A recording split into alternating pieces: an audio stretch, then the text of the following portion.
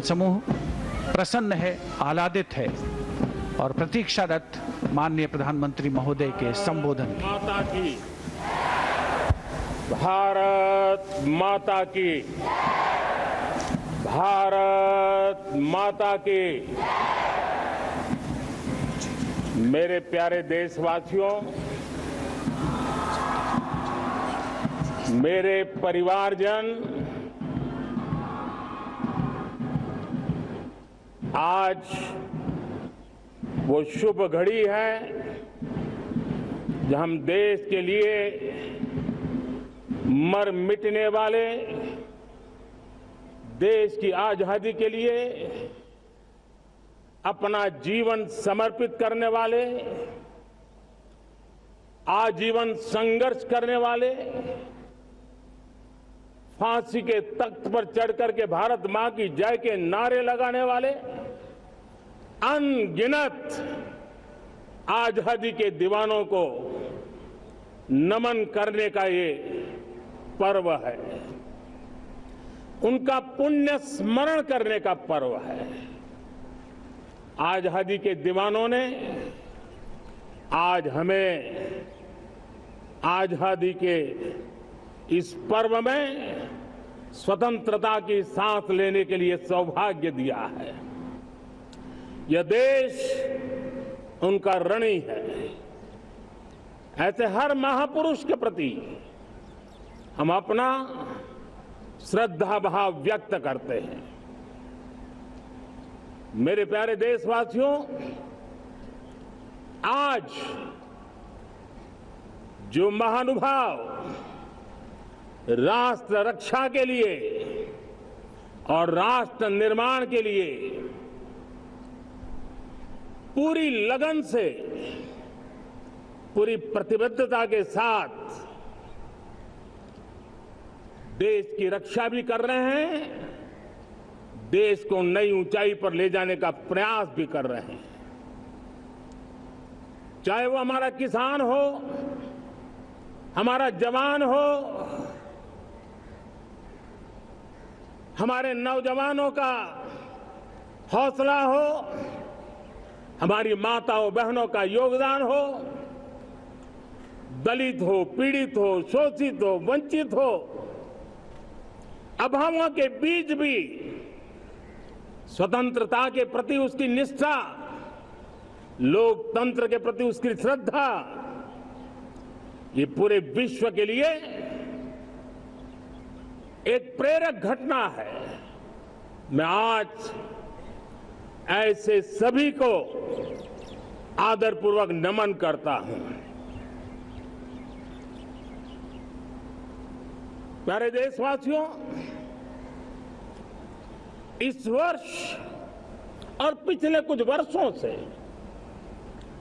प्राकृतिक आपदा के कारण हम सबकी चिंता बढ़ती चली जा रही है। प्राकृतिक आपदा में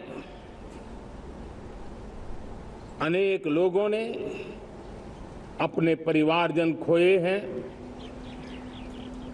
संपत्ति खोई है, राष्ट्र ने भी पारावार नुकसान भोगा है। मैं आज उन सब के प्रति अपनी संवेदना व्यक्त करता हूं और मैं उन्हें विश्वास दिलाता हूं कि यह देश इस संकट की घड़ी में उन सब के साथ खड़ा है। मेरे प्यारे देशवासियों, हम जरा आजादी के पहले के वो दिन याद करें। सैकड़ों साल की गुलामी, हर कालखंड संघर्ष का रहा। युवा हो, बुजुर्ग हो, किसान हो, महिला हो, आदिवासी हो, उन्होंने गुलामी के खिलाफ जंग लड़ते रहे, अविरत जंग लड़ते रहे। इतिहास गवाह है कि 1857 के स्वतंत्रता संग्राम जिसको हम याद करते हैं, उसके पूर्व भी हमारे देश के कई आदिवासी क्षेत्र थे जहां आजादी का जंग लड़ा जाता था। साथियों, गुलामी का इतना लंबा कालखंड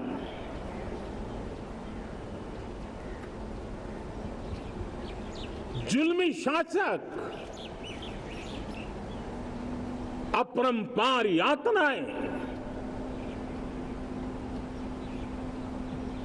सामान्य से सामान्य मानवीयों का विश्वास तोड़ने की हर तरकीबें, उसके बावजूद भी उस समय की जनसंख्या के हिसाब से करीब 40 करोड़ देशवासी आजादी के पूर्व 40 करोड़ देशवासियों ने वो जज्बा दिखाया, वो सामर्थ्य दिखाया, वो एक सपना लेकर के चले, एक संकल्प लेकर के चलते रहे, जूझते रहे। एक ही स्वर था, वंदे मातरम। एक ही सपना था, भारत की आजादी का। 40 करोड़ देशवासियों ने, और हमें गर्व है कि हमारी रगों में उन्हीं का खून है। वो हमारे पूर्वज थे। सिर्फ 40 करोड़ लोगों ने दुनिया की महासत्ता को उखाड़ करके फेंक दिया था, गुलामी की जंजीरों को तोड़ दिया था। अगर हमारे पूर्वज, जिनका खून हमारी रगों में है, आज हम तो 140 करोड़ है। अगर 40 करोड़ गुलामी की बेड़ियों को तोड़ सकते हैं, अगर 40 करोड़ आजादी के सपने को पूर्ण कर सकते हैं, आजादी लेकर के रह सकते हैं, तो 140 करोड़ देश के मेरे नागरिक, 140 करोड़ मेरे परिवारजन अगर संकल्प लेकर के चल पड़ते हैं, एक दिशा निर्धारित करके चल पड़ते हैं, कदम से कदम मिलाकर, कंधे से कंधा मिलाकर अगर चल पड़ते हैं, तो चुनौतियां कितनी भी क्यों ना हो, अभाव की मात्रा कितनी ही तीव्र क्यों ना हो, संसाधनों के लिए जूझने की नौबत हो, तो भी हर चुनौती को पार करते हुए हम समृद्ध भारत बना सकते हैं। हम 2047 विकसित भारत का लक्ष्य प्राप्त कर सकते हैं। अगर 40 करोड़ देशवासी अपने पुरुषार्थ से, अपने समर्पण से, अपने त्याग से, अपने बलिदान से आजादी दे सकते हैं, आजाद भारत बना सकते हैं, तो 140 करोड़ देशवासी उसी भाव से समृद्ध भारत भी बना सकते हैं। साथियों, वो एक समय था जब लोग देश के लिए मरने के लिए प्रतिबद्ध थे और आजादी मिली थी। आज ये समय है देश के लिए जीने की प्रतिबद्धता का। अगर देश के लिए मरने की प्रतिबद्धता आजादी दिला सकती है, तो देश के लिए जीने की प्रतिबद्धता समृद्ध भारत भी बना सकती है।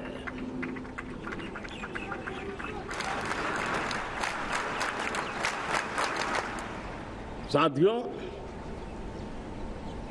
विकसित भारत 2047 इस तरफ भाषण के शब्द नहीं है, इसके पीछे कठोर परिश्रम चल रहा है। देश के कोटि कोटि जनों के सुझाव लिए जा रहे हैं और हमने देशवासियों से सुझाव मांगे और मुझे प्रसन्नता है कि मेरे देश के करोड़ों नागरिकों ने विकसित भारत 2047 के लिए अनगिनत सुझाव दिए हैं।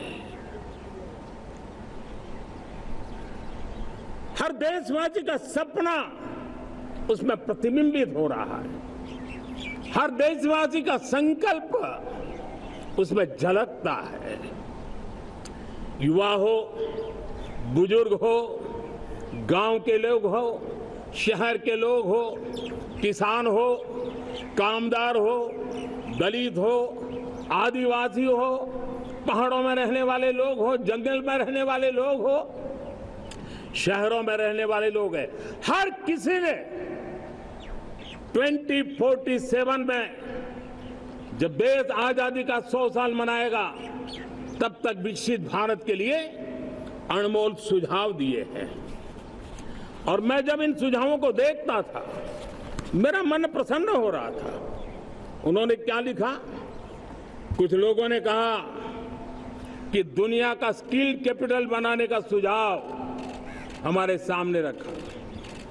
2047 विकसित भारत के लिए कुछ लोगों ने भारत को मैन्युफैक्चरिंग का ग्लोबल हब बनाने का सुझाव दिया।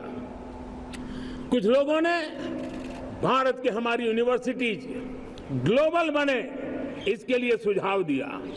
कुछ लोगों ने यह भी कहा कि क्या आजादी के इतने सालों के बाद हमारा मीडिया ग्लोबल नहीं होना चाहिए। कुछ लोगों ने यह भी कहा कि हमारा स्किल्ड युवा विश्व की पहली पसंद बनना चाहिए। कुछ लोगों ने सुझाव दिया भारत को जल्द से जल्द जीवन के हर क्षेत्र में आत्मनिर्भर बनना चाहिए। कई लोगों ने सुझाव दिया कि हमारे किसान जो मोटा अनाज पैदा करते हैं, जिसको हम श्री अन्न कहते हैं, उस सुपर फूड को दुनिया के हर डाइनिंग टेबल पर पहुंचाना है। हमें विश्व के पोषण को भी बल देना है और भारत के छोटे किसानों को भी मजबूती देनी है। कई लोगों ने सुझाव दिया कि देश में स्थानीय स्वराज की संस्थाओं से लेकर के अनेक इकाइयां हैं, उन सब में गवर्नेंस के रिफॉर्म की बहुत जरूरत है।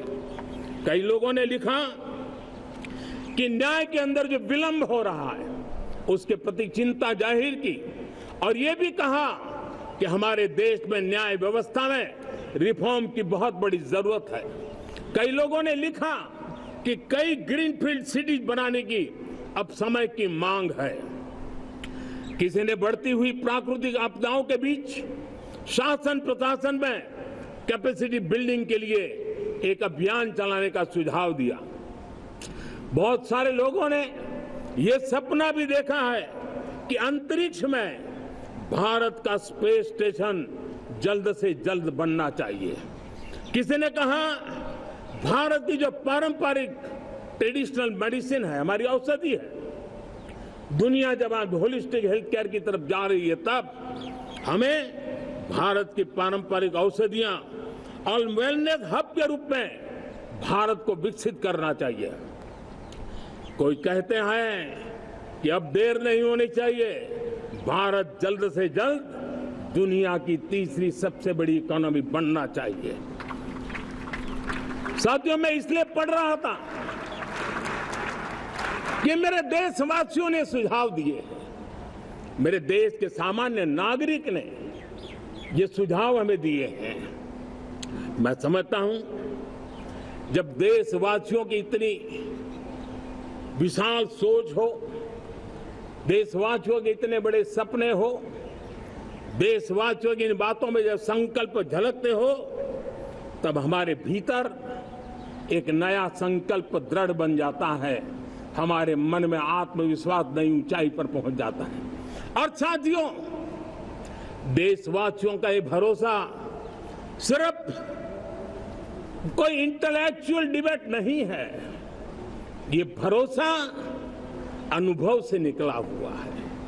ये विश्वास लंबे कालखंड के परिश्रम की पैदावार है और इसलिए देश का सामान्य मानव याद करता है जब लाल किले से कहा जाता है कि हिंदुस्तान के 18,000 गांवों में समय सीमा में बिजली पहुंचाएंगे और वो काम हो जाता है, तब भरोसा मजबूत हो जाता है। जब ये तय होता है कि आजादी के इतने सालों के बाद भी 2.5 करोड़ परिवार ऐसे हैं जहां बिजली नहीं है, वो अंधेरे में जिंदगी गुजारते हैं, 2.5 करोड़ घरों में बिजली पहुंच जाती है, तब सामान्य मानवीय का भरोसा बढ़ जाता है।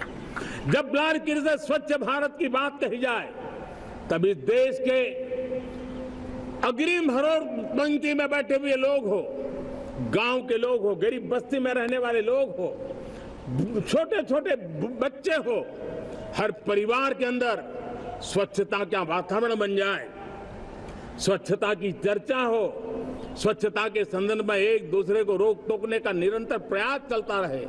मैं समझता हूं कि ये भारत के अंदर आई हुई नई चेतना का प्रतिबिंब है। जब देश के सामने लाल किले से कहा जाए कि आज हमारे परिवारों में 3 करोड़ परिवार ऐसे हैं जिनके घर में नल से जल मिलता है, आवश्यक है हमारे इन परिवारों को पीने का शुद्ध पानी पहुंचे। जल जीवन मिशन के तहत इतने कम समय में नए 12 करोड़ परिवारों को जल जीवन मिशन के तहत नल से जल पहुंच रहा है। आज 15 करोड़ परिवार इसके लाभार्थी बन चुके हैं। हमारे कौन लोग वंचित थे इन व्यवस्थाओं से, कौन पीछे रह गए थे? समाज के अग्रिम पंक्ति के लोग इसके लिए अभाव में नहीं जीते थे। मेरे दलित, मेरे पीड़ित, मेरे शोषित, मेरे आदिवासी भाई बहन, मेरे गरीब भाई बहन, मेरे झुग्गी झोपड़ी में जिंदगी गुजारने वाले लोग, वही तो इन चीजों के अभाव में जी रहे थे। हमने अनेक ऐसे प्राथमिक आवश्यकताओं की पूर्ति के लिए जो प्रयास किया और उसका परिणाम हमारे इन सारे समाज के बंधुओं को मिला है। हमने वोकल फॉर लोकल का मंत्र दिया। आज मुझे खुशी है कि वोकल फॉर लोकल ने अर्थतंत्र के लिए एक नया मंत्र बन गया है। हर डिस्ट्रिक्ट अपनी पैदावार के लिए गर्व करने लगा है। 1 डिस्ट्रिक्ट 1 प्रोडक्ट का माहौल बना है। अब 1 डिस्ट्रिक्ट 1 प्रोडक्ट को 1 डिस्ट्रिक्ट का 1 प्रोडक्ट एक्सपोर्ट कैसे हो, उस दिशा में हर जिले सोचने लगे हैं। रिन्यूएबल एनर्जी का संकल्प लिया था।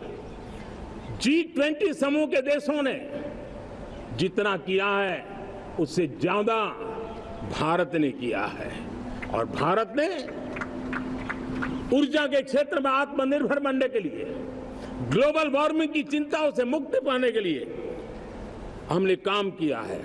साथियों, देश गर्व करता है आज जब फिनटेक की सफलता को लेकर पूरा विश्व भारत से कुछ सीखना समझना चाहता है, तब हमारा गर्व और बढ़ जाता है। साथियों, हम कैसे भूल सकते हैं कोरोना के वो संकट काल। विश्व में सबसे तेज गति से करोड़ों लोगों को वैक्सीनेशन का काम हमारे इसी देशों में हुआ। यही देश हैं जो कभी आतताई आतंकवादी हमें आकर के मार के चले जाते थे। जब देश की सेना सर्जिकल स्ट्राइक करती है, जब देश की सेना एयर स्ट्राइक करती है, तो देश के नौजवानों का सीना ऊंचा हो जाता है, तन जाता है, गर्व से भर जाता है। और यही बातें हैं जो आज 140 करोड़ देशवासियों का मन गर्व से भरा हुआ है, आत्मविश्वास से भरा हुआ है। साथियों, इन सारी बातों के लिए एक सुविचारित प्रयास हुआ है। रिफॉर्म की परंपरा को सामर्थ्य दिया गया है, नक्कर तरीकों के, नक्कर लक्ष्य को लेकर के।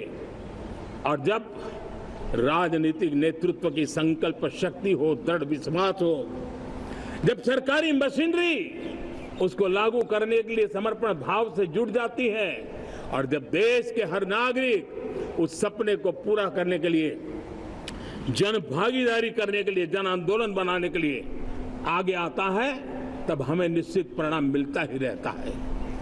मेरे प्यारे देशवासियों, हम ये न भूलें कि देश उस परिस्थितियों से भी दशकों तक भी आजादी के बाद समय बिताया है, जब होती है, चलती है। अरे यार ये तो चलेगा, अरे हमें क्या मेहनत करने की जरूरत है, अरे मामला है अगली पीढ़ी दिखेगी, अरे हमको मौका मिला है यार मौज कर लो, आगे वाला आगे का जाने, हमें क्या कर रहा है, हम अपना समय निकाल दे।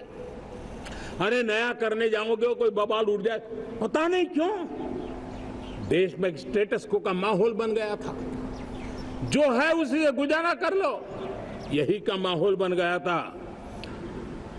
और लोग तो कहते हैं अरे भाई छोड़ो अब कुछ होने वाला नहीं है, चलो, ऐसा ही मन बन गया था।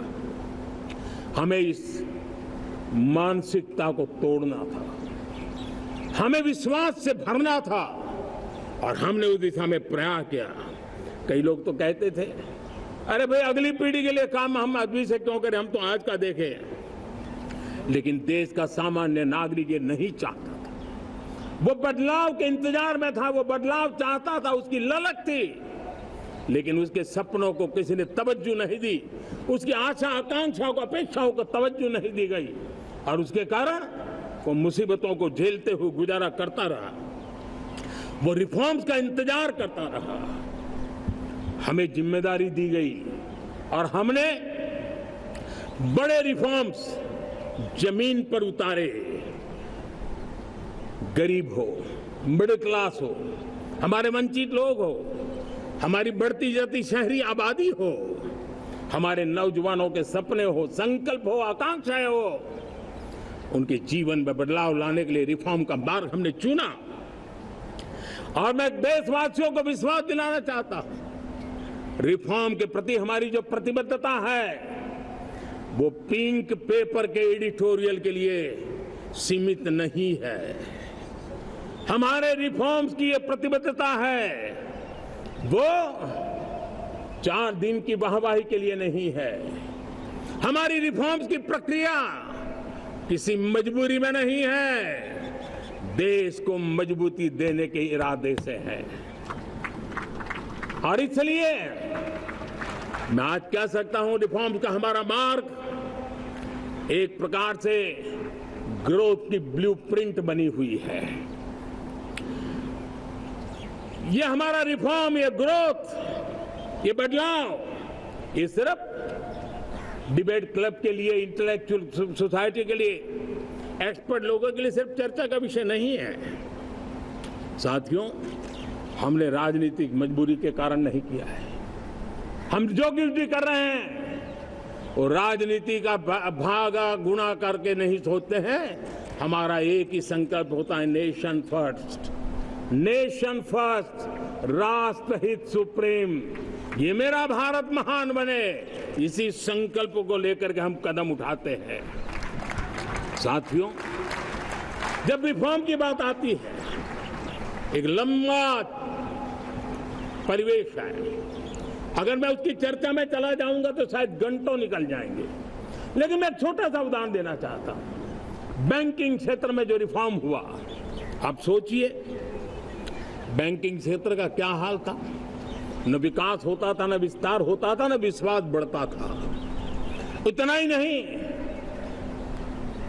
जिस प्रकार की कारनामे चले उसके कारण हमारे बैंक संकटों से गुजर रहे थे। हमने बैंकिंग सेक्टर को मजबूत बनाने के लिए अनेकविध रिफॉर्म्स किए, और आज उसका कारण हमारी बैंक विश्व में जो इन्हीं गुने मजबूत बैंक हैं उसमें भारतीय बैंकों ने अपना स्थान बनाया है। और जब बैंक मजबूत होती है ना, तब फॉर्मल इकोनॉमी की ताकत भी बढ़ती है। जब बैंक की व्यवस्था बन जाती है, जब सामान्य खास करके मध्यम वर्ग के परिवार की जो रिक्वायरमेंट होती है उसको पूरा करने की सबसे बड़ी ताकत बैंकिंग सेक्टर में होती है। अगर उसको होम लोन चाहिए, उसको व्हीकल का लोन चाहिए, मेरे किसान को ट्रैक्टर के लिए लोन चाहिए, मेरे नौजवानों को स्टार्टअप के लिए लोन चाहिए, मेरे नौजवानों को कभी पढ़ने के लिए, एजुकेशन के लिए लोन चाहिए, किसी को विदेश जाने के लिए लोन चाहिए, ये सारी बातें उसे संभव होती है। मुझे तो खुशी है कि मेरे पशुपालक भी, मेरे मछली पालन करने वाले भाई बहन भी आज बैंकों से लाभ ले रहे हैं। मुझे खुशी है मेरे रेहड़ी पटरी वाले लाखों भाई बहन आज बैंक से साथ जुड़ करके अपनी नई ऊंचाइयों को प्राप्त कर रहे हैं और विकास की दिशा में वो भागीदार बन रहे हैं। हमारे एमएसएमई, हमारे लघु उद्योग के लिए तो बैंक एक सबसे बड़ी सहायक होती है। उसको रोजमर्रा पैसों की जरूरत होती है अपने नित्य मर्जी पर प्रगति के लिए, और उस काम को हमारी मजबूत बैंकों के कारण संभव हुआ है। साथियों, दुर्भाग्य से हमारे देश में आजादी तो मिली, लेकिन लोगों को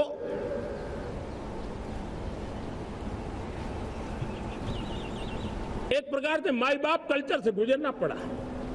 सरकार के पास मांगते रहो, सरकार के पास हाथ फैलाते रहो, किसी की सिफारिश के लिए रास्ते खोदते रहो, वही कल्चर डेवलप हुआ था।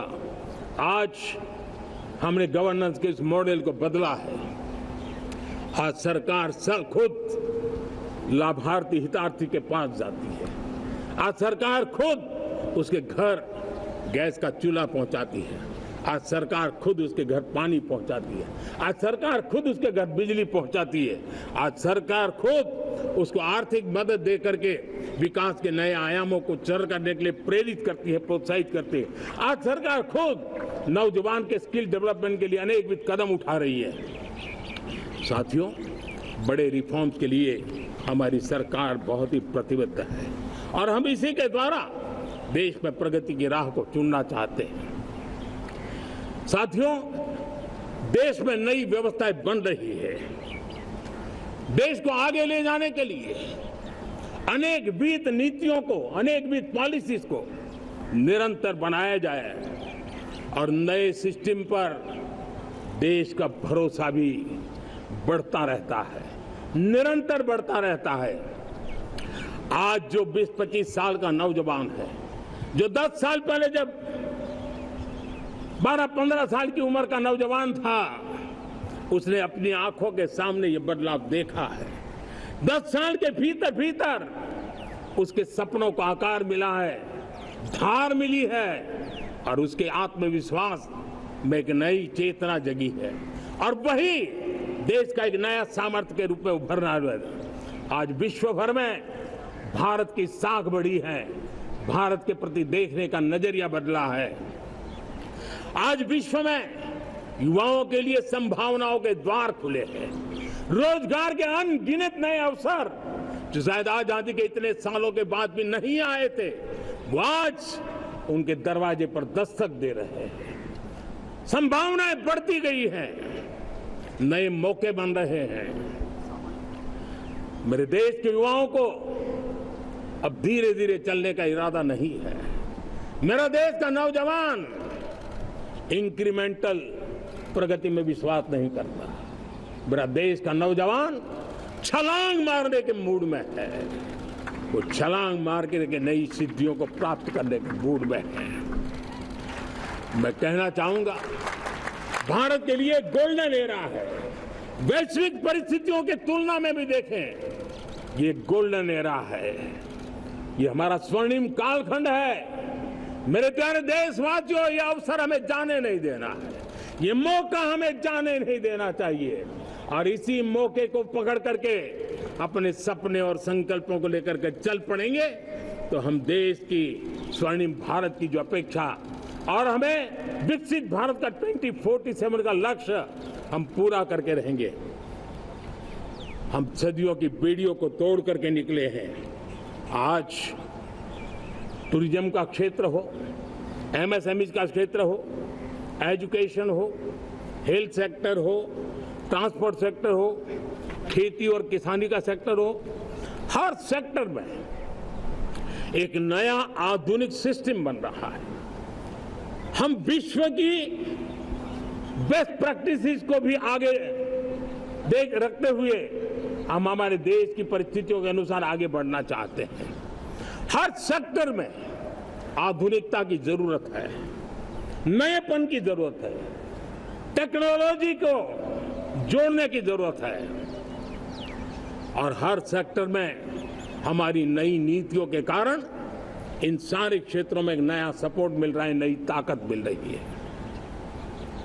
हमारे सारे अवरोध हटे, हमारी मंदी से दूर हो, हम पूरे सामर्थ्य के साथ चल पड़े, खिल उठे, सपनों को पा करके रहे, सिद्धि को हम अपने निकट देखें, हम आत्मसात करें, उस दिशा में हम चलना है। अब आप देखिए कितना बड़ा बदलाव रहा है। मैं एकदम जमीनी स्तर की बात करूं, विमेन सेल्फ हेल्प ग्रुप, आज 10 साल में हमारे 10 करोड़ बहनें विमेन सेल्फ हेल्प ग्रुप में जुड़ी हैं। 10 करोड़ नई बहनें। हमें गर्व हो रहा है कि हमारे सामान्य परिवार की, गांव की 10 करोड़ महिलाएं आर्थिक रूप से आत्मनिर्भर बन रही हैं। और जब महिला आर्थिक रूप से आत्मनिर्भर बनती हैं, तब परिवार की निर्णय प्रक्रिया की हिस्सेदार बनती हैं, एक बहुत बड़ी सामाजिक परिवर्तन की गारंटी लेकर के आती है। मुझे गर्व है इस बात पर, लेकिन साथ साथ मुझे गर्व इस बात का भी है कि हमारे सीईओ आज दुनिया भर के अंदर अपनी धाक जमा रहे हैं। भारत के हमारे सीईओ विश्व भर में अपनी धाक जमा रहे हैं। हमारे लिए खुशी की बात है कि एक तरफ मेरे सीईओ दुनिया भर में नाम कमा रहे हैं, भारत का नाम बढ़ा रहे हैं, तो दूसरी तरफ विमेन सेल्फ हेल्प ग्रुप से 1 करोड़ मेरी सामान्य परिवार की माताएं बहनें लखपति दीदी बनती है। मेरे लिए ये भी उतना ही गर्व की बात है। अब हमने सेल्फ हेल्प ग्रुप को 10 लाख रुपए से 20 लाख रुपए देने का निर्णय किया है। अब तक 9 लाख करोड़ रुपए बैंकों के माध्यम से हमारे इन विमेन सेल्फ हेल्प ग्रुप को मिले हैं, और जिसकी मदद से वो अपने अनेकविध कामों को बढ़ावा रहे हैं। मेरे साथियों, मेरे नौजवान इस तरफ ध्यान दें। स्पेस सेक्टर एक फ्यूचर है हमारे साथ जुड़ा हुआ, एक महत्वपूर्ण पहलू है, हम उस पर भी बल दे रहे हैं। हमने स्पेस सेक्टर में बहुत रिफॉर्म किए हैं। जिन बंधनों में हमने स्पेस सेक्टर को बांध के रखा था, उसे हमने खोल दिया है। आज सैकड़ों स्टार्टअप्स स्पेस के सेक्टर में आ रहे हैं। वाइब्रेंट बनता जाता हमारा स्पेस सेक्टर भारत को एक शक्तिशाली राष्ट्र बनाने का एक महत्वपूर्ण अंग है, और हम इसको दूर की सोच के साथ मजबूती दे रहे हैं। आज private satellite, private rocket launch हो रहे हैं, ये गर्व की बात है।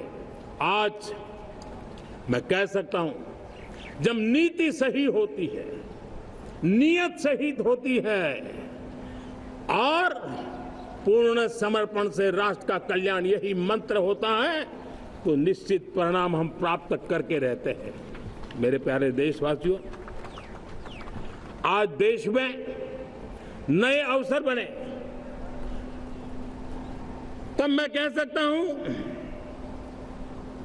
2 चीजें और हुई जिसने विकास को एक गति दी है, विकास को एक नई छलांग दी है, और ये है, पहला है आधुनिक इंफ्रास्ट्रक्चर का निर्माण।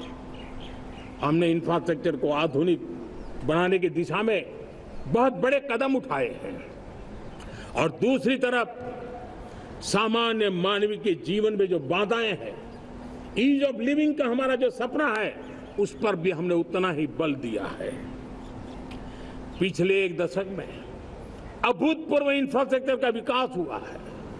रेल हो, रोड हो, एयरपोर्ट हो, पोर्ट हो, ब्रॉडबैंड कनेक्टिविटी हो,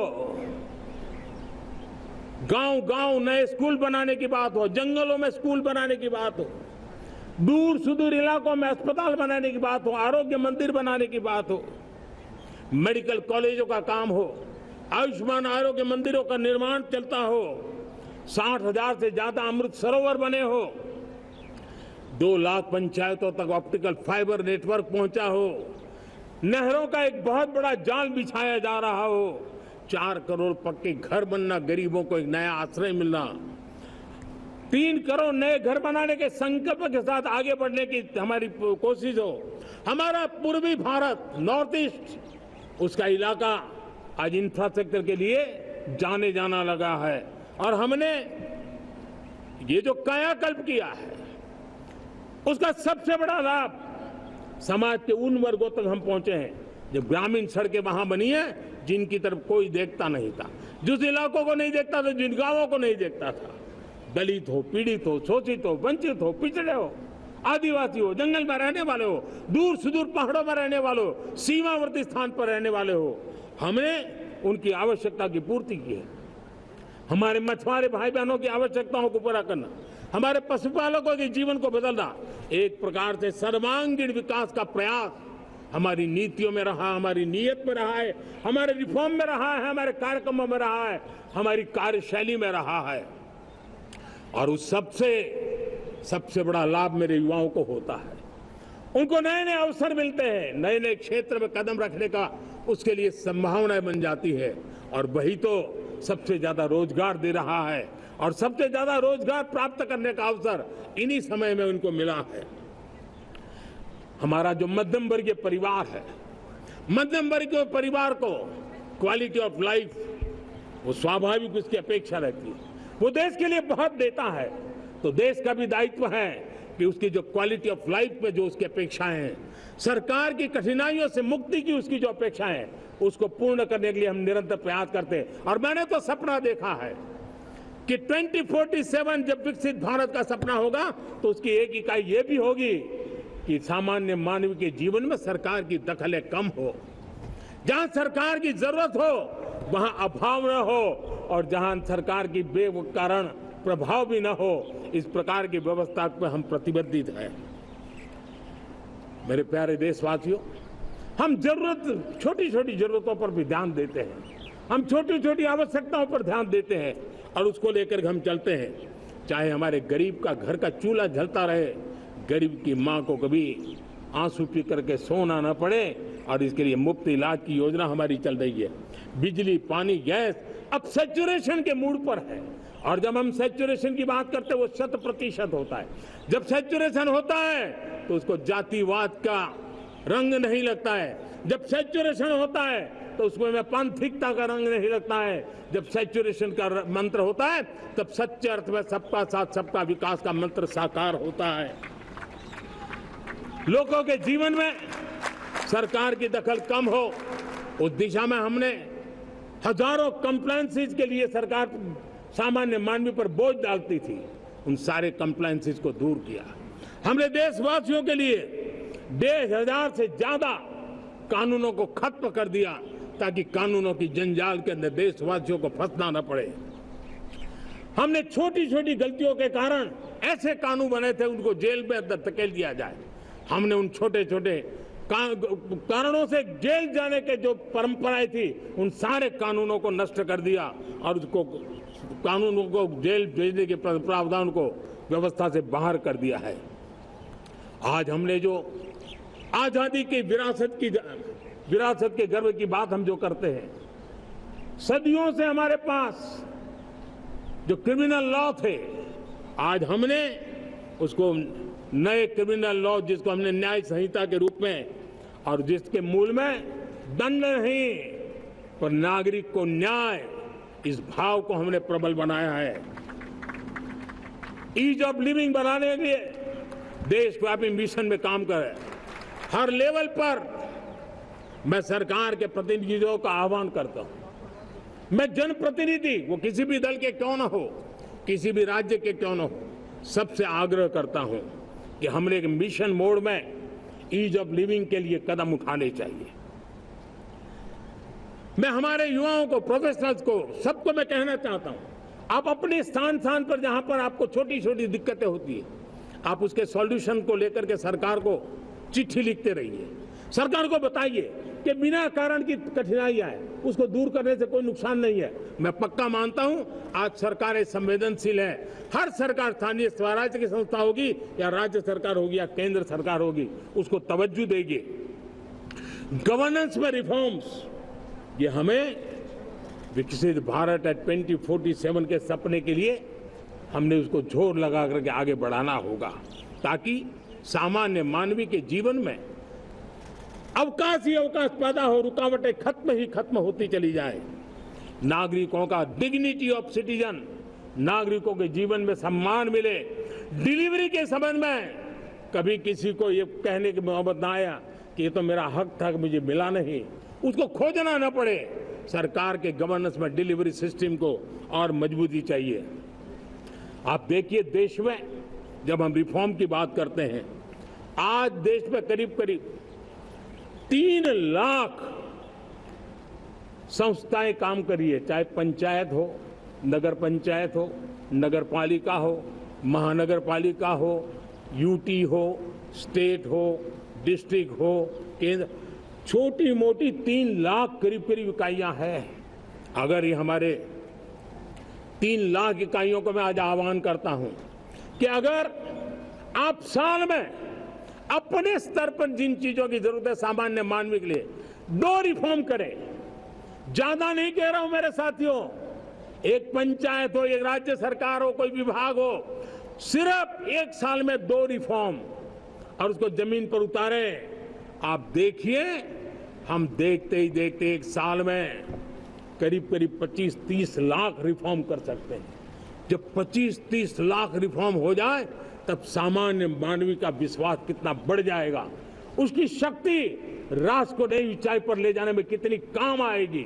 और इसलिए हम अपने स्तर पर होती है चलती से मुक्ति पाकर के बदलावों के लिए आगे आए, हिम्मत के साथ आगे आए। और सामान्य मानवी की जरूरत, छोटी छोटी जरूरत होती है, पंचायत लेवल पर भी वो मुसीबतें झेल रहा है, उन मुसीबतों से हम मुक्ति दिलाएं तो मुझे पक्का विश्वास है कि हम सपनों को पार कर सकते हैं। मेरे प्यारे देशवासियों, आज देश आकांक्षाओं से भरा हुआ है। हमारे देश का नौजवान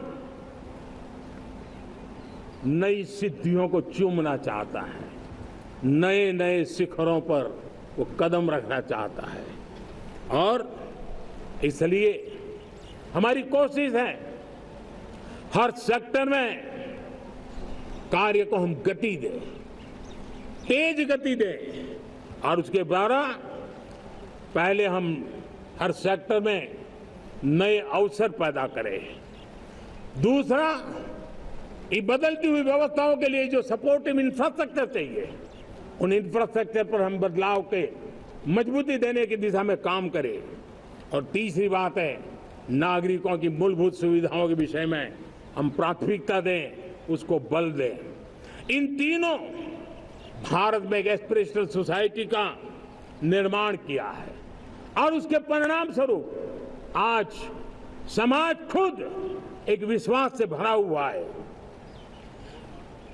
हमारे देशवासियों की आकांक्षा है, उनके एस्पिरेशंस, हमारे नौजवानों की ऊर्जा, हमारे देश के सामर्थ्य के साथ जोड़ करके हम आगे बढ़ने की एक ललक लेकर के चल रहे हैं।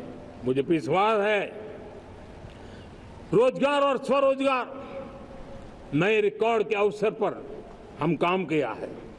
प्रति व्यक्ति आज आय दोगुनी करने में हम सफल हुए हैं।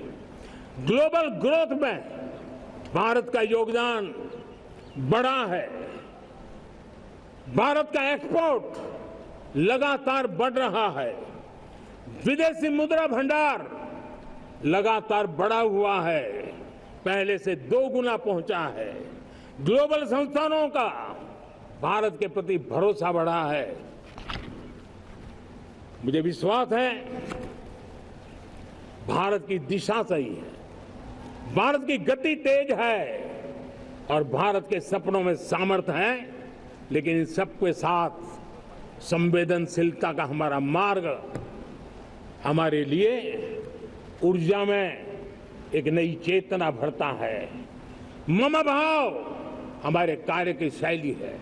समभाव भी चाहिए, मम भाव भी चाहिए, उसको लेकर के हम चल रहे हैं। साथियों, मैं जब कोरोना काल को याद करता हूं, कोरोना की वैश्विक महामारी के बीच सबसे तेजी से इकोनॉमी को बेहतर बनाने वाला कोई देश है तो वो देश भारत है। तब लगता है कि हमारी दिशा सही है। जब जात पात मत पंथ ऊपर उठकर हर घर तिरंगा फहराया जाता है, तब लगता है देश की दिशा सही है। आज पूरा देश तिरंगा है, हर घर तिरंगा है। न कोई जात है, न कोई पात है, न कोई ऊंच है, न कोई नीच है, सभी भारतीय है। यही तो हमारी दिशा की ताकत है। जब हम 25 करोड़ लोगों को गरीबी से बाहर निकालते हैं, तब हमारा विश्वास पक्का हो जाता है कि हमने गति को बराबर मेंटेन किया है और सपनों को साकार करना दूर नहीं है। जब 100 से अधिक आकांक्षी जिले अपने अपने राज्य के अच्छे जिलों की स्पर्धा कर रहे हैं, बराबरी करने लगे हैं, तो हमें लगता है कि हमारी दिशा और गति दोनों सामर्थ्यवान है। जब हमारे उन आदिवासी साथियों को वो मदद मिलती है, पीएम जनमन के द्वारा उनको जो योजनाएं पहुंची थी, आबादी बहुत छोटी है, लेकिन बहुत दूर सुदूर इलाकों में छुटपुट परिवार रहते हैं, हमने उनको खोज के निकाला है, उनके लिए चिंता की है। तब लगता है कि संवेदनशीलता से जब काम करते हैं तब संतोष कितना मिलता है।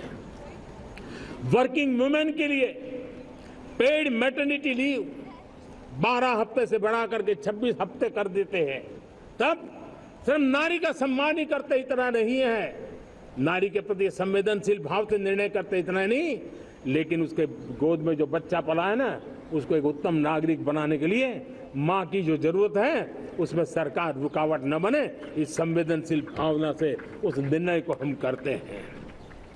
जब मेरे दिव्यांग भाई बहन भारतीय साइन लैंग्वेज की बात हो या तो सुगम्य भारत का अभियान हो, उसको लगता है कि अब मेरी भी डिग्निटी है, मेरे प्रति देश के नागरिक सम्मान के भाव से देखता है। और पैरालंपिक में तो हमारे खिलाड़ी नई नई ताकत दिखाने लगे हैं, तब लगता है कि ये जो मेरा मम भाव है, हम सबका मम भाव है, उसकी ताकत नजर आती है।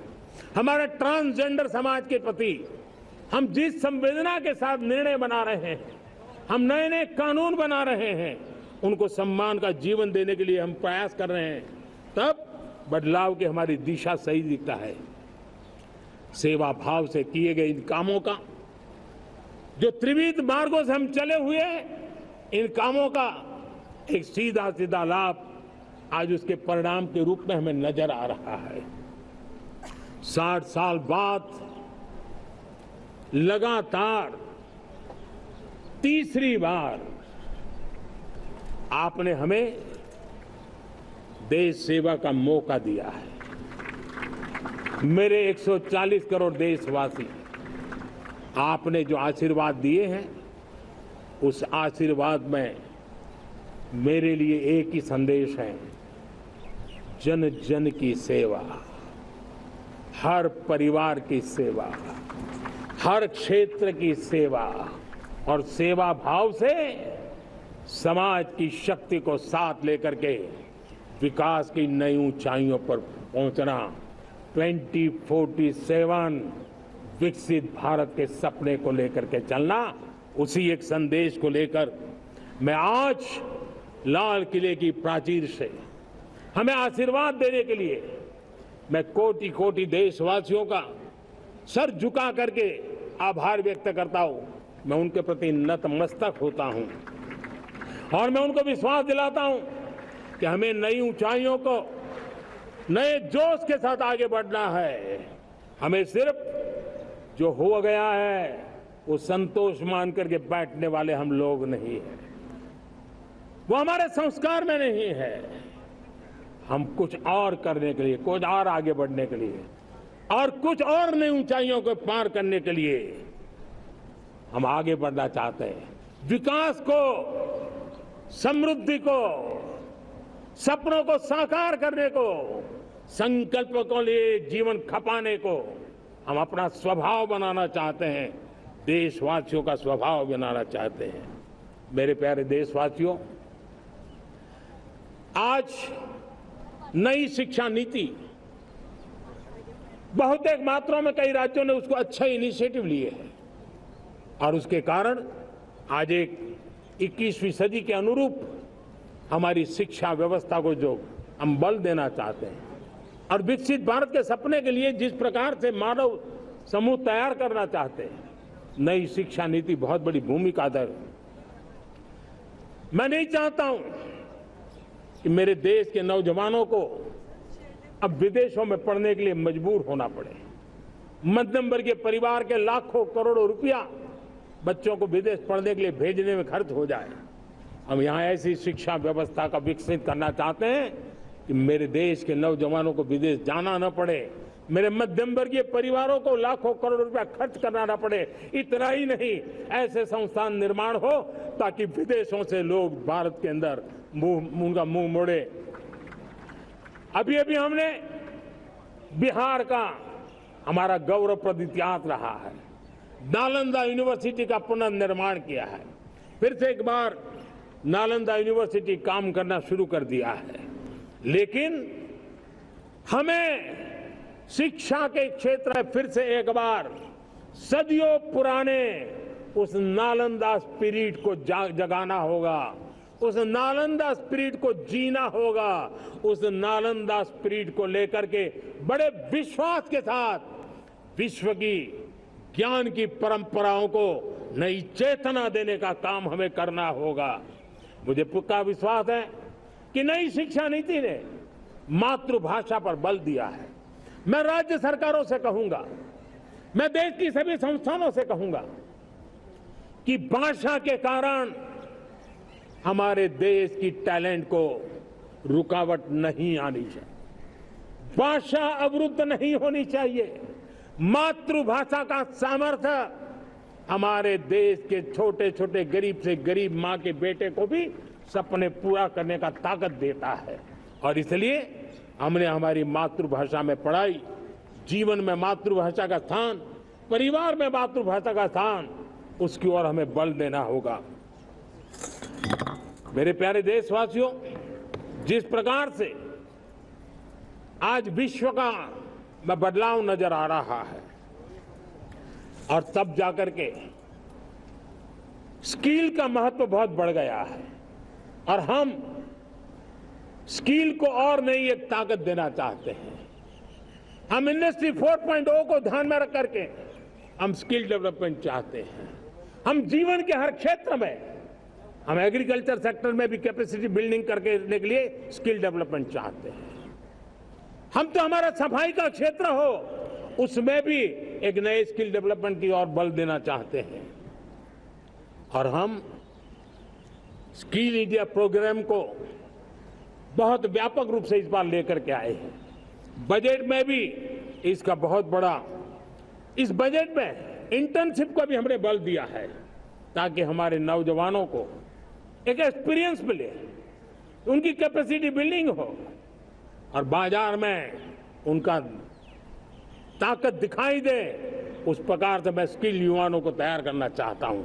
और जिसे कई बार, और दोस्तों, आज विश्व की परिस्थिति को देखते हुए मैं साफ साफ देख रहा हूं कि भारत का स्किल्ड मैन पावर जो है, हमारा स्किलफुल जो नौजवान है, वो ग्लोबल जॉब मार्केट में अपनी दमक बनाए। हम उस सपने को लेकर के आगे चल रहे हैं। साथियों, विश्व जिस तेजी से बदल रहा है, जीवन के हर क्षेत्र में साइंस और टेक्नोलॉजी का महत्व बढ़ता चला जाने वाला है। हमें साइंस को बहुत बढ़ देने की आवश्यकता है। और मैंने देखा चंद्रयान की सफलता के बाद हमारे स्कूल कॉलेज के अंदर साइंस और टेक्नोलॉजी के प्रति एक नई रुचि का वातावरण बना है, नई दिलचस्पी बढ़ी है। तब हमारे शिक्षा संस्थानों ने ये जो मनोभाव बना है उसको नर्चर करने के लिए आगे आना होगा।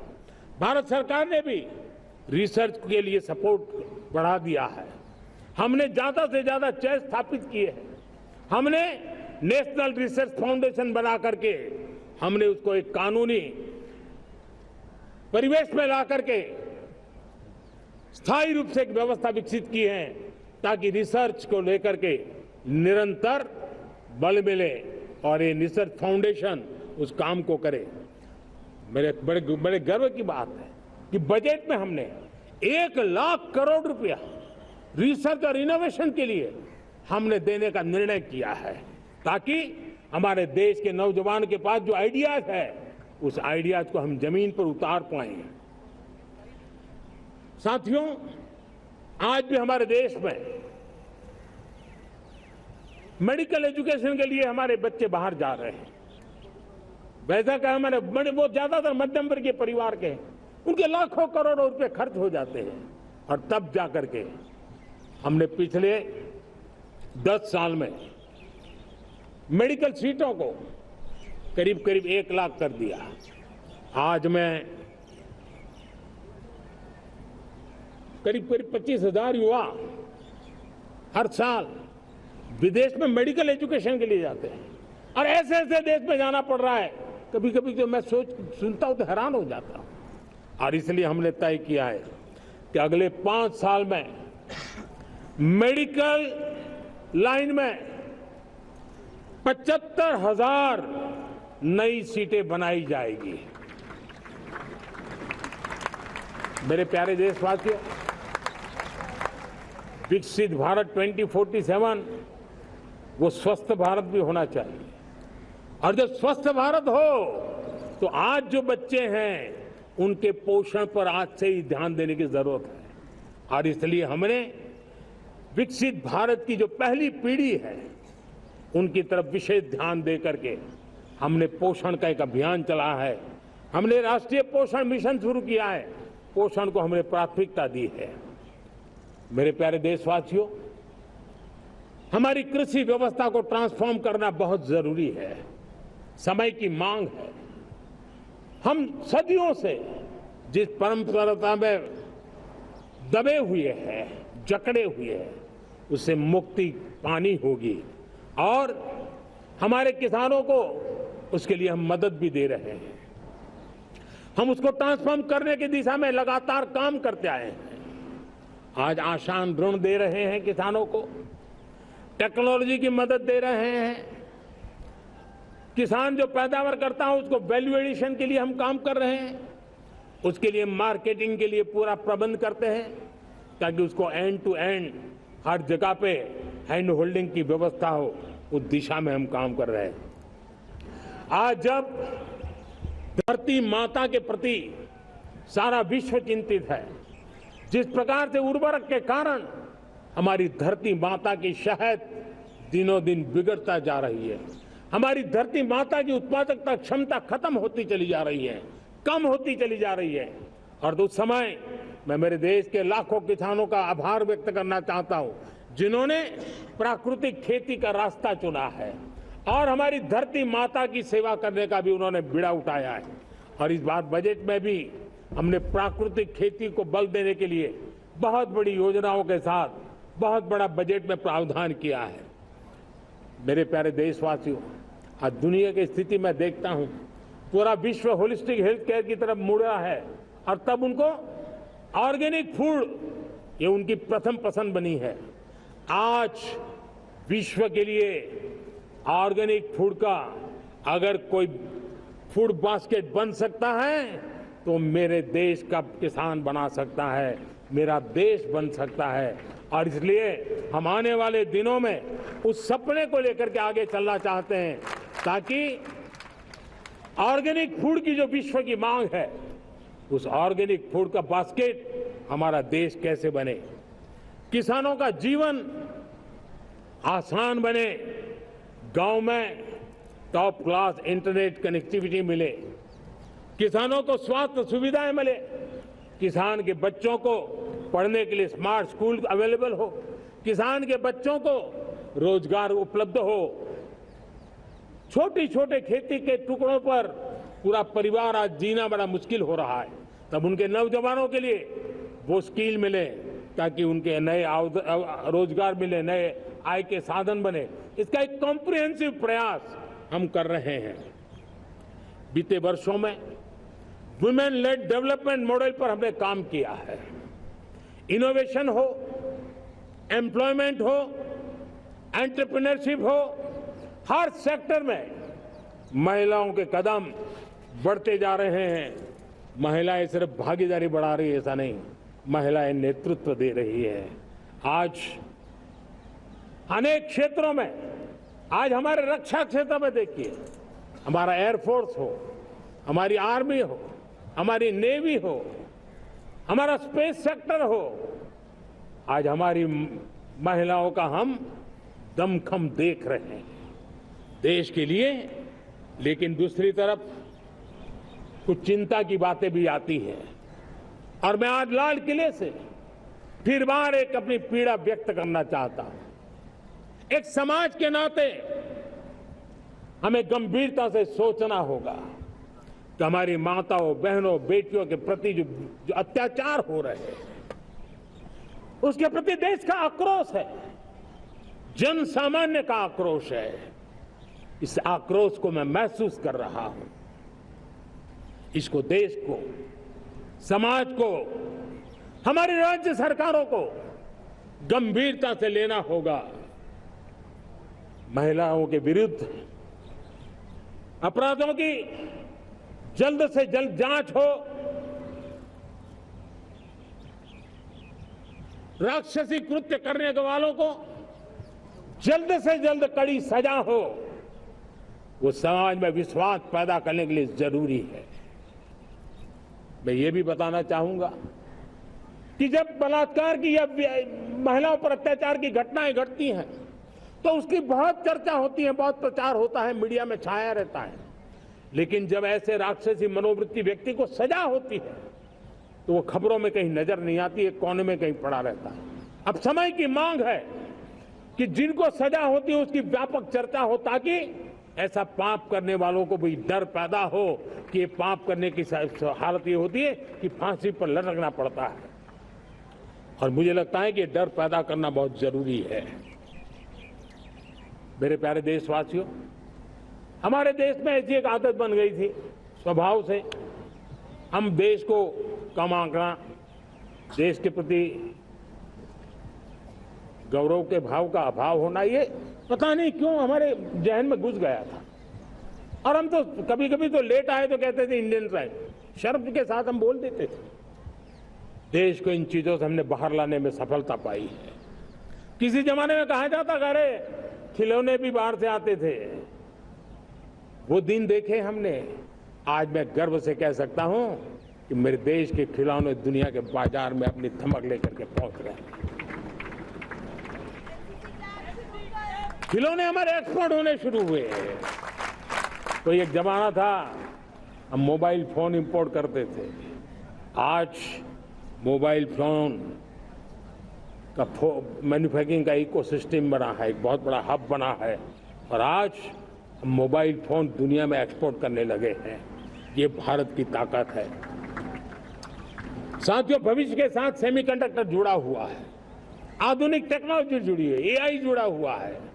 हमने सेमीकंडक्टर मिशन पर काम शुरू किया है।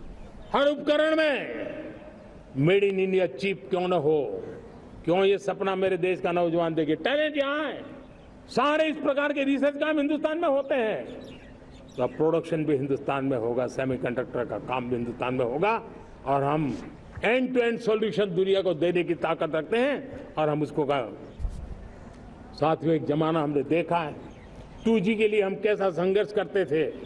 आज हर उपकरण में हम देख रहे हैं, हम तेजी से आगे बढ़े। और 5G जिस तेजी से पूरे देश में रोल आउट हुआ, हिंदुस्तान के करीब करीब सभी क्षेत्रों में 5G पहुंच गया। वो विश्व में तेज गति से 5G पहुंचाने में हम आगे रहे। और देश साथियों, मैंने कहा हम रुकने वाले नहीं हैं। 5G पे रुक जाना हमें मंजूर नहीं है। हम 6G पर अभी से मिशन मोड में काम कर रहे हैं, और विश्व में हम उसमें भी अपनी धमक जमाएंगे, ये मैं विश्वास से कहता हूं। मेरे प्यारे साथियों, डिफेंस सेक्टर, हमारी आदत हो गई थी डिफेंस बजट कितना ही क्यों न हो, लेकिन कभी कोई सोचता नहीं था कि डिफेंस बजट बढ़ा तो जाता कहां है। डिफेंस बजट विदेशों से खरीदी में चला जाता था। अब हम चाहते हैं हम आत्मनिर्भर बने, और मैं हमारी डिफेंस फोर्सेस का हृदय से धन्यवाद करता हूं। उन्होंने हजारों ऐसी चीजें लिस्ट कर दी है। उन्होंने तय किया है कि हम विदेश से नहीं लाएंगे। राष्ट्र के लिए जीना क्या कहते हैं, ये हमारे सेना के जवानों ने दिखाया है। और उसके कारण डिफेंस के सेक्टर में हम आत्मनिर्भर होते चले जा रहे हैं। आज डिफेंस मैन्युफैक्चरिंग में भारत की पहचान बनी है और मैं आज खुशी से कह सकता हूं कि जो देश कभी डिफेंस की हर छोटी मोटी चीज बाहर से लाता था, आज धीरे धीरे दुनिया के कई देशों में हम जो डिफेंस के इक्विपमेंट मैन्युफैक्चर कर रहे हैं वो हम एक्सपोर्ट करने लगे हैं। दुनिया में डिफेंस हब, मैन्युफैक्चरिंग हब के रूप में हम धीरे धीरे उभर रहे हैं। हम मैन्युफैक्चरिंग क्षेत्र को बढ़ावा देना चाहते हैं क्योंकि रोजगार के लिए सर्वाधिक आवश्यक है। आज पीएलआई स्कीम को बहुत बड़ी सफलता मिली है। एफडीआई रिफॉर्म्स, उसने भी हमें बहुत बड़ी ताकत दी है। एमएसएमईज को बहुत बड़ा बल मिला है, नई व्यवस्थाएं विकसित हुई है और उसके कारण हमारा मैन्युफैक्चरिंग सेक्टर, हम दुनिया का एक मैन्युफैक्चरिंग हब बने। जिस देश के पास इतनी नौजवान शक्ति हो, जिस देश के अंदर ये सामर्थ्य हो, हम मैन्युफैक्चरिंग की दुनिया में भी इंडस्ट्री 4.0 में हम बहुत बड़ी ताकत के साथ आगे जाना चाहते हैं। और इसके लिए आवश्यक स्किल डेवलपमेंट, उस पर भी हमने बल दिया है। और स्किल डेवलपमेंट में भी हमने नए मॉडल तय किए हैं। हमने जन भागीदारी को जोड़ा है ताकि तुरंत रिक्वायरमेंट के अनुसार स्किल डेवलपमेंट हम कर सके। और मुझे विश्वास है, मैं लाल किले की प्राचीर से कह रहा हूं, वो दिन दूर नहीं होगा जो भारत इंडस्ट्रियल मैन्युफैक्चरिंग का हब होगा, दुनिया उसकी तरफ देखती होगी। आज विश्व की बहुत बड़ी कंपनियां भारत में निवेश करना चाहती हैं। ये चुनाव के बाद मैंने देखा, मेरे तीसरे कार्यकाल में जितने लोग मुझसे मिलने के लिए मांग कर रहे हैं वो ज्यादातर निवेशक लोग हैं, विश्व भर के निवेशक हैं। वो आना चाहते हैं, भारत में निवेश करना चाहते हैं। ये एक बहुत बड़ा गोल्डन अपॉर्चुनिटी है। मैं राज्य सरकारों से आग्रह करता हूं कि आप निवेशकों को आकर्षित करने के लिए स्पष्ट नीति निर्धारित कीजिए, गुड गवर्नेंस का आश्वासन दीजिए, लॉ एंड ऑर्डर सिचुएशन के लिए उनको भरोसा दीजिए। हर राज्य एक तंदुरुस्त स्पर्धा में आगे आए। राज्य के बीच निवेशकों को खींचने के लिए स्पर्धा होनी चाहिए निवेशकों को लिए, ताकि उनके राज्य में निवेशक आएंगे, उनके राज्य के नौजवानों को स्थानीय रूप से अवसर मिलेगा, रोजगार का अवसर मिलेगा। नीतियों में परिवर्तन लाना चाहिए तो ग्लोबल रिक्वायरमेंट के अनुसार नीतियों को राज्यों ने परिवर्तित करना चाहिए। लैंड की आवश्यकता है तो राज्यों ने लैंड बैंक बनानी चाहिए। गुड गवर्नेंस सिंगल पॉइंट पर काम करने के लिए राज्य जितने प्रोएक्टिव होंगे, जितने ज्यादा प्रयास करेंगे, जो निवेशक आ रहे हैं वो कभी भी वापस नहीं जाएंगे। सिर्फ भारत सरकार से काम ये होता नहीं है, राज्य सरकारों की बहुत बड़ी आवश्यकता होती है, क्योंकि जो भी प्रोजेक्ट लगने वाला है उस राज्य में लगने वाला है, उसको हर राज्य के साथ रोजमर्रा का काम पड़ता है।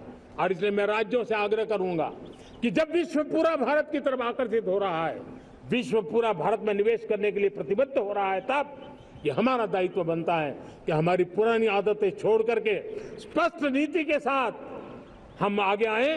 देखिए, आपको परिणाम अपने राज्य में दिखाई देगा और आपका राज्य भी चमक उठेगा, ये मैं आपको विश्वास देता हूं। साथियों, भारत अपनी बेस्ट क्वालिटी के लिए पहचानी जाए, ये बहुत जरूरी है। अब विश्व के लिए हमें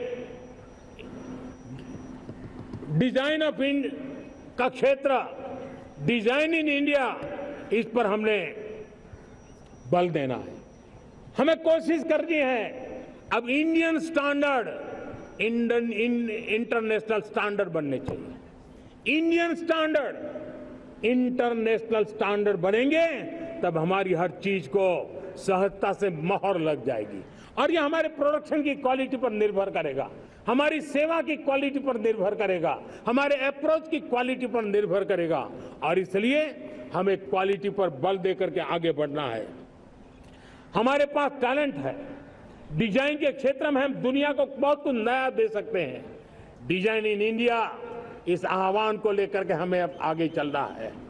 design in India and design for the world, इस सपने को लेकर के चलना है। मैं देख रहा हूं गेमिंग की दुनिया का बहुत बड़ा मार्केट खड़ा हुआ है। लेकिन आज भी गेमिंग की दुनिया पर प्रभाव, खास करके उन खेलों को बनाने वाले लोग, प्रोडक्ट करने वाले लोग, विदेशी कमाई होती। भारत के पास बहुत बड़ी विरासत है।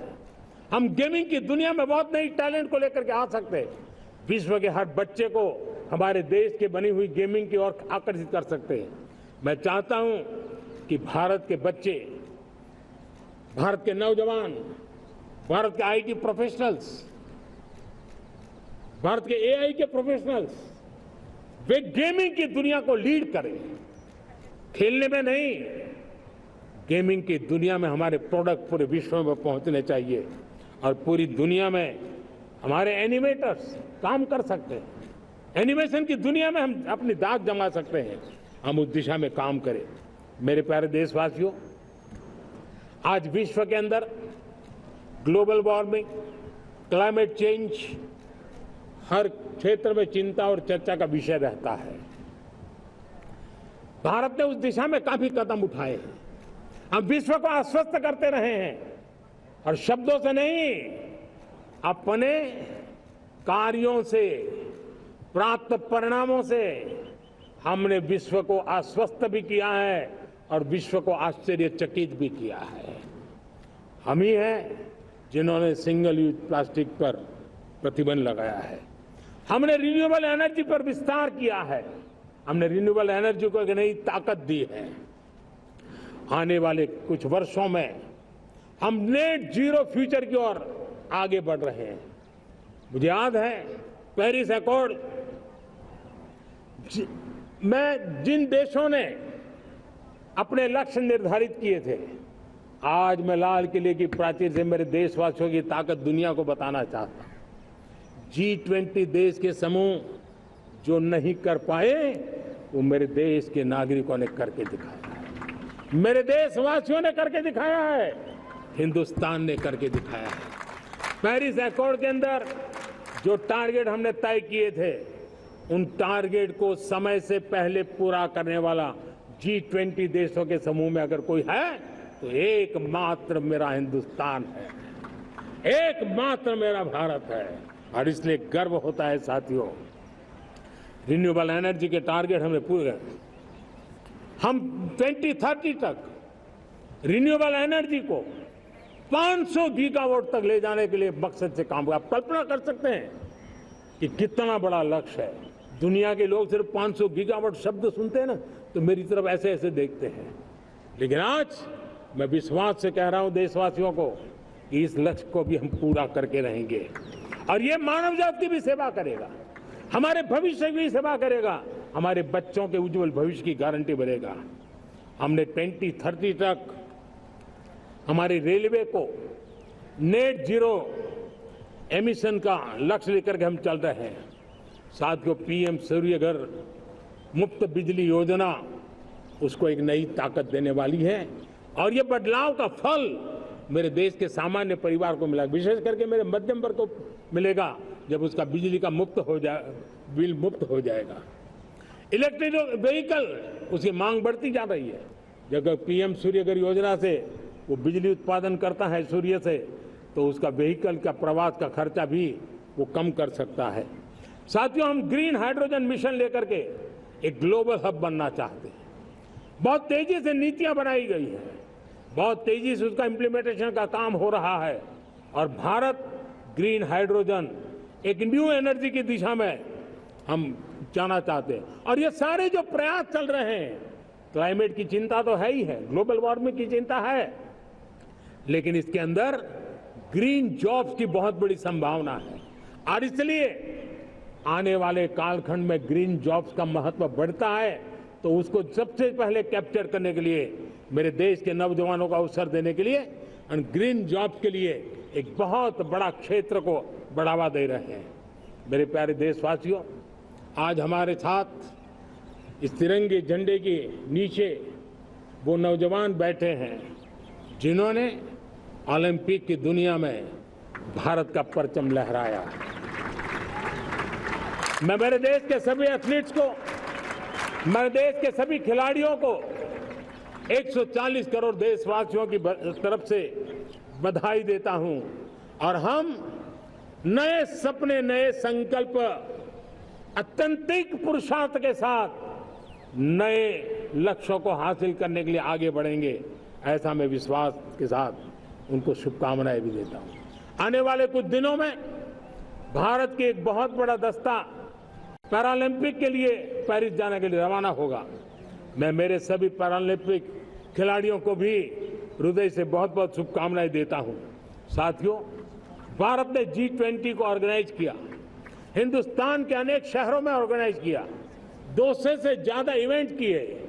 पूरे विश्व में G20 का इतना बड़ा व्याप, इतना बड़ा कार्यक्रम कभी नहीं हुआ, इस बार हुआ। इसने एक बात सिद्ध कर दी है कि भारत में बड़े से बड़े काम, कार्यक्रम ऑर्गेनाइज करने की ताकत है। भारत को किसी को भी हॉस्पिटैलिटी का सामर्थ्य भारत में सबसे ज्यादा है।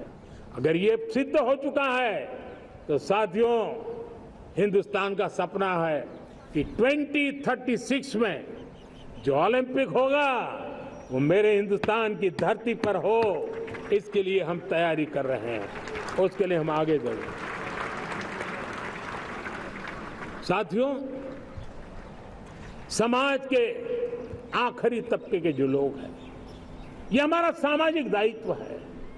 अगर कोई पीछे रह जाते हैं तो हमारी आगे बढ़ने की गति कम कर देता है, और इसलिए हम आगे बढ़ना चाहते हैं तो भी सफलता तब मिलती है पीछे वाले को भी साथ साथ आगे ले आए। और इसलिए हम सबका दायित्व बनता है कि हमारे समाज में आज भी जो क्षेत्र पीछे रह गए हैं, जो समाज पीछे रह गए हैं, जो लोग पीछे रह गए हो, हमारे छोटे छोटे किसान हो, हमारे जंगलों में रहने वाले मेरे आदिवासी भाई बहन हो, हमारी माताएं बहनें हो, हमारे मजदूर हो, हमारे श्रमिक साथी हो, हमारे कामगार लोग हो, इन सबको हमें बराबरी में लाने के लिए, हमारे बराबर लाने के लिए भरपूर प्रयास करना है। लेकिन अब गति पकड़ गई है, अब लंबे दिन तक हमें वो करना नहीं पड़ेगा, बहुत जल्द वो हमारे पास पहुंच जाएंगे, हमारी बराबरी में आ जाएंगे, हमारी ताकत बहुत बढ़ जाएगी और बड़ी संवेदना के साथ हमें इस काम को करना है। और इसके लिए एक बहुत बड़ा अवसर आ रहा है। मैं मानता हूं संवेदनशीलता की दृष्टि से इससे बड़ा अवसर क्या हो सकता है। हमें पता है 1857 के स्वतंत्र संग्राम के पहले भी अंग्रेजों के नाक को दम करने वाला हमारा देश का एक आदिवासी युवक था। 20-22 साल की उम्र में उसने अंग्रेजों के नाक को दम ला दिया था, जिसको आज भगवान बिरसा मुंडा के रूप में लोग पूजा करते हैं।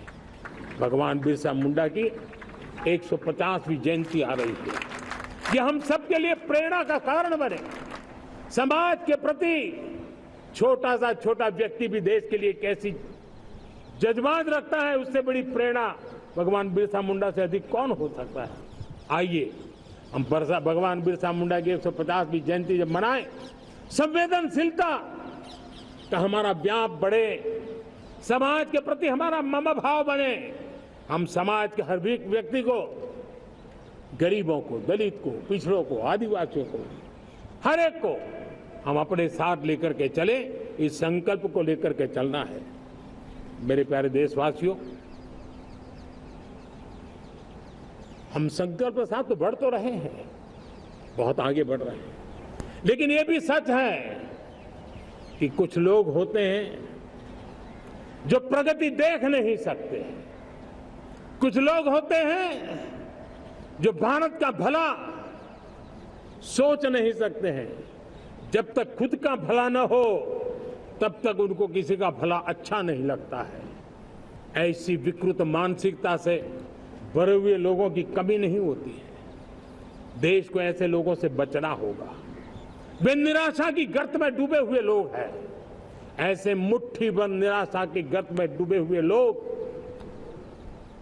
जब उनके गोद में विकृति पलती है तब वो विनाश का कारण बन जाती है, सर्वनाश का कारण बन जाती है, एनार्की का मार्ग ले लेती है, और तब देश को इतनी बड़ी हानि हो जाती है जिसकी भरपाई करने में हमें नए सिरे से मेहनत करनी पड़ती है।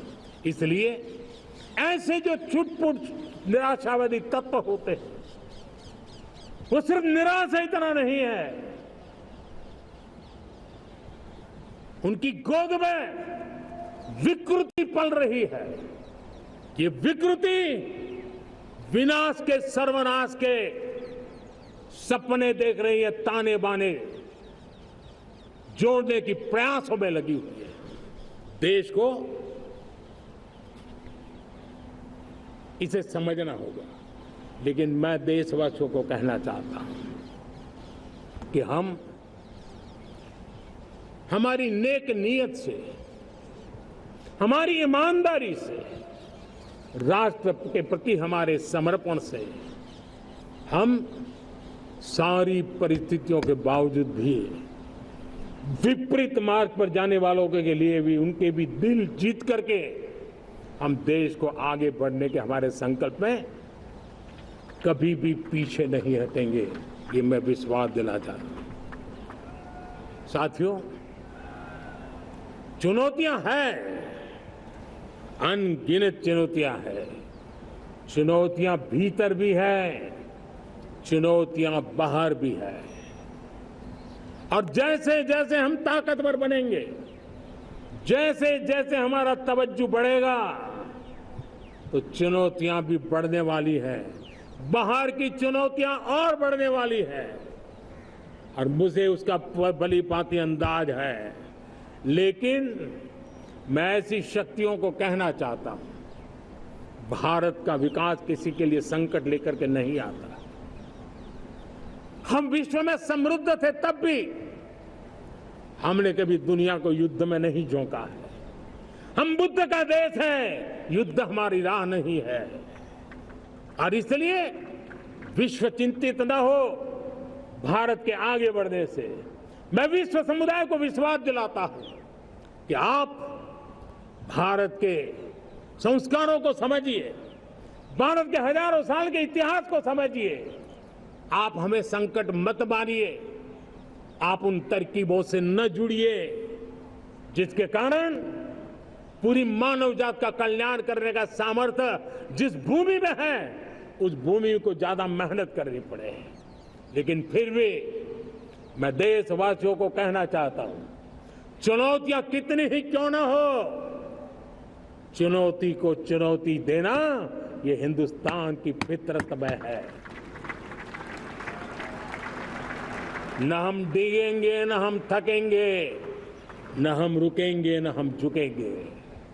हम संकल्पों की पूर्ति के लिए 140 करोड़ देशवासियों का भाग्य बदलने के लिए, भाग्य सुनिश्चित करने के लिए, राष्ट्र के सपनों को साकार करने के लिए हम कोई कोर कसर नहीं छोड़ेंगे। हर बदनीयत वालों को हम हमारी नेक नीयत से जीतेंगे, ये मैं विश्वास देता हूं। मेरे प्यारे देशवासियों, समाज की मनोरचना में भी बदलाव कभी कभी बहुत बड़ी चुनौती का कारण बन जाता है। हमारा हर देशवासी भ्रष्टाचार की दिमक से परेशान रहा है। हर स्तर के भ्रष्टाचार ने सामान्य मानवीय का व्यवस्थाओं के प्रति विश्वास तोड़ दिया है। उसको अपनी योग्यता, क्षमता का प्रति अन्याय की जो गुस्सा होता है, वो राष्ट्र की प्रगति में नुकसान करता है। और इसलिए हमने व्यापक रूप से भ्रष्टाचार के खिलाफ एक जंग छेड़ा है। मैं जानता हूं इसकी कीमत मुझे चुकानी पड़ती है, मेरी प्रतिष्ठा को चुकानी पड़ती है, लेकिन राष्ट्र से बड़ी मेरी प्रतिष्ठा नहीं हो सकती है, राष्ट्र के सपनों से बड़ा मेरा सपना नहीं हो सकता। और इसलिए ईमानदारी के साथ भ्रष्टाचार के खिलाफ मेरी लड़ाई जारी रहेगी, तीव्र गति से जारी रहेगी और भ्रष्टाचारियों पर कार्रवाई जरूर होगी। मैं भ्रष्टाचारियों के लिए भय का वातावरण पैदा करना चाहता हूं, ताकि देश के सामान्य नागरिक को लूटने की जो परंपरा बनी है, उस परंपरा को मुझे रोकना है। लेकिन सबसे बड़ी नई चुनौती आई है, भ्रष्टाचारियों से निपटना तो है ही, लेकिन समाज जीवन में उच्च स्तर पर एक जो परिवर्तन आया है, वो सबसे बड़ी चुनौती भी है और एक समाज के लिए सबसे बड़ी चिंता भी है। क्या कोई कल्पना कर सकता है कि मेरे ही देश में इतना महान संविधान हमारे पास होने के बावजूद भी कुछ ऐसे लोग निकल रहे हैं जो भ्रष्टाचार का महिमा मंडन कर रहे हैं, खुलेआम भ्रष्टाचार का जय जयकार कर रहे हैं। समाज में इस प्रकार के बीज बोने का जो प्रयास हो रहा है, भ्रष्टाचार का जो महिमा मंडन हो रहा है, भ्रष्टाचारियों की स्वीकार्यता बढ़ाने का जो निरंतर प्रयास चल रहा है, वो स्वस्थ समाज के लिए बहुत बड़ी चुनौती बन गया है, बहुत बड़ी चिंता का विषय बन गया है। भ्रष्टाचारियों के प्रति समाज में दूरी बनाए रखने से ही किसी भी भ्रष्टाचारी को उस रास्ते पर जाने से डर लगेगा। अगर उसका महिमा मंडन होगा तो जो आज भ्रष्टाचार नहीं करता है उसको भी लगता है कि ये तो समाज में प्रतिष्ठा का रंग बन जाता है, उस रास्ते में जाने में बुरा नहीं है। मेरे प्यारे देशवासियों, बांग्लादेश में जो कुछ भी हुआ है उसको लेकर पड़ोसी देश के नाते चिंता होना, मैं इसको समझ सकता हूं। मैं आशा करता हूं कि वहां पर हालात जल्द ही सामान्य होंगे, खास करके 140 करोड़ देशवासियों की चिंता कि वहां हिंदू, वहां के अल्पसंख्यक, उस समुदाय की सुरक्षा सुनिश्चित हो। भारत हमेशा चाहता है कि हमारे पड़ोसी देश सुख और शांति के मार्ग पर चले। शांति के प्रति हमारा कमिटमेंट है, हमारे संस्कार है। हम आने वाले दिनों में बांग्लादेश की विकास यात्रा में हमेशा हमारा शुभचिंतन ही रहेगा, क्योंकि हम मानव जाति की भलाई सोचने वाले लोग हैं। मेरे प्यारे देशवासियों, हमारे संविधान को 75 वर्ष हो रहे हैं। भारत के संविधान के 75 वर्ष की यात्रा देश को एक बनाना, देश को श्रेष्ठ बनाने में बहुत बड़ी भूमिका रही है। भारत के लोकतंत्र को मजबूती देने में हमारे देश के संविधान की बहुत बड़ी भूमिका रही है। हमारे देश के दलित, पीड़ित, शोषित, वंचित को सुरक्षा देने का बहुत बड़ा काम हमारे संविधान ने किया है। अब जब संविधान के 75 वर्ष हम मनाने जा रहे हैं, तब हम देशवासियों ने संविधान में निर्दिष्ट कर्तव्य के भाव पर बल देना बहुत जरूरी है। और जब मैं कर्तव्य की बात करता हूं, तब मैं सिर्फ नागरिकों पर बोझ बनाना नहीं चाहता। कर्तव्य केंद्र सरकार के भी है, कर्तव्य केंद्र सरकार के हर मुलाजिम के भी है, कर्तव्य राज्य सरकारों के भी है, राज्य सरकार के हर मुलाजिम के हैं, कर्तव्य हर स्थानीय स्वराज संस्था के हैं, चाहे पंचायत हो, नगर पालिका हो, महानगर पालिका हो, तहसील हो, जिला हो, हर किसी के कर्तव्य है। लेकिन साथ साथ 140 करोड़ देशवासियों की कर्तव्य है। अगर हम सब मिल करके अपने कर्तव्यों का निर्वाह करेंगे तो हम अपने आप औरों के अधिकारों की रक्षा करने के लिए निमित्त बनेंगे। और जब कर्तव्य का पालन होता है तब अधिकारों की रक्षा निहित होती है, उसके लिए कोई अलग से प्रयास करने की जरूरत नहीं पड़ जाती है।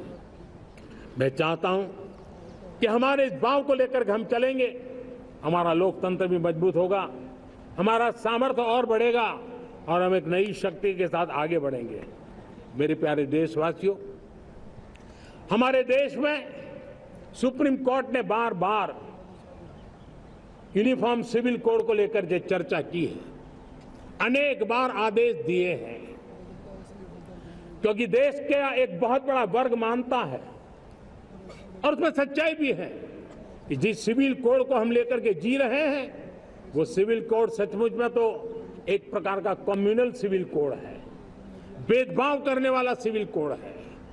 ऐसे सिविल कोड से जब संविधान के 75 वर्ष मना रहे हैं और संविधान की भावना भी जो हमें कहती है करने के लिए, देश की सुप्रीम कोर्ट भी हमें कहती है करने के लिए, और तब जो संविधान निर्माताओं का सपना था, उस सपने को पूरा करना हम सबका दायित्व है। और मैं मानता हूं इस गंभीर विषय पर देश में चर्चा हो, व्यापक चर्चा हो, हर कोई अपने विचारों को लेकर के आए और उन कानूनों को, जो कानून धर्म के आधार पर देश को बांटते हैं, जो ऊंच नीच का कारण बन जाते हैं, ऐसे कानूनों को आधुनिक समाज में कोई स्थान नहीं हो सकता है। और इसलिए मैं तो कहूंगा अब समय की मांग है कि देश में एक सेकुलर सिविल कोड हो। हमने कम्युनल सिविल कोड में 75 साल बिताए हैं, अब हमें सेक्युलर सिविल कोड की तरफ जाना होगा और तब जाकर के देश में धर्म के आधार पर जो भेदभाव हो रहे हैं, सामान्य नागरिक को जो दूरी महसूस होती है, उससे हमें मुक्ति मिलेगी।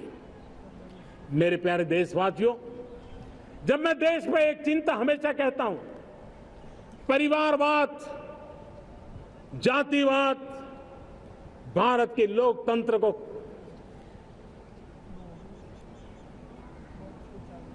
बहुत नुकसान कर रहा है।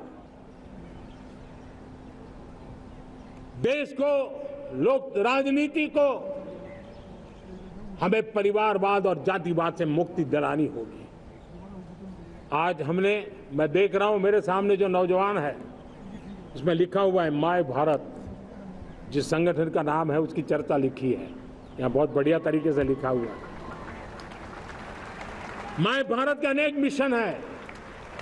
एक मिशन ये भी है कि हम जल्द से जल्द देश में राजनीतिक जीवन में जनप्रतिनिधि के रूप में 1 लाख ऐसे नौजवानों को आगे लाना चाहते हैं। शुरुआत में 1 लाख नौजवानों को आगे लाना चाहते हैं जिनके परिवार में किसी का भी कोई राजनीतिक बैकग्राउंड न हो, जिसके माता पिता भाई बहन चाचा मामा मामी कभी भी राजनीति में नहीं रहे, किसी भी पीढ़ी में नहीं रहे, ऐसे होनहार नौजवानों को फ्रेश ब्लड 1 लाख, चाहे वो पंचायत में आए, चाहे नगर पालिका में आए, चाहे जिला परिषदों में आए, चाहे विधानसभा में आए, लोकसभा में आए, 1 लाख नए नौजवान, कोई भी प्रकार का पूर्व का राजनीतिक इतिहास उनके परिवार का ना हो,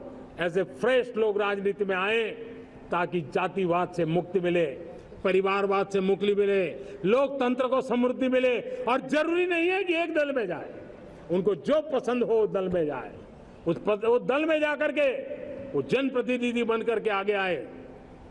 देश तय करके चले कि आने वाले दिनों में 1 लाख ऐसे नौजवान जो परिवार राजनीति से दूर दूर का संबंध नहीं है, ऐसे फ्रेश ब्लड आएंगे तो सोच भी नहीं आएगी, सामर्थ्य भी नहीं आएगा, लोकतंत्र समृद्ध होगा।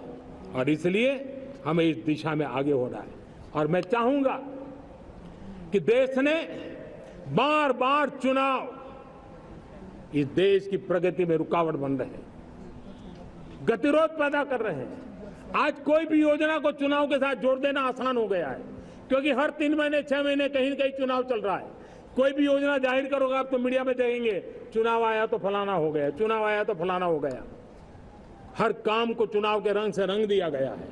और इसलिए देश में व्यापक चर्चा हुई है, सभी राजनीतिक दलों ने अपने विचार रखे हैं। एक कमेटी ने बहुत बढ़िया अपना रिपोर्ट तैयार किया है। 1 नेशन 1 इलेक्शन के लिए देश को आगे आना होगा।